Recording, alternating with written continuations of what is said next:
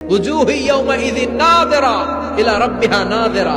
জান্নাতীরা পাগল হয়ে থাকবে আল্লাহর দেখার জন্য। আল্লাহ এক সেকেন্ডের ক্ষুদ্র ভাগ, এক মাইক্রোসেকেন্ডের হাজার ভাগ করলে এক ন্যানো সেকেন্ডের জন্য আল্লাহ নূরের ঝলকটা জান্নাতীদের দেখিয়ে দিবে। এক সেকেন্ডেরও কম সময় দেখাবে, দেখিয়েই নাই, কিন্তু এক সেকেন্ডের জন্য কি যে এক ঝলক দেখলো জান্নাতীরা এরকম তাকায় থাকবে।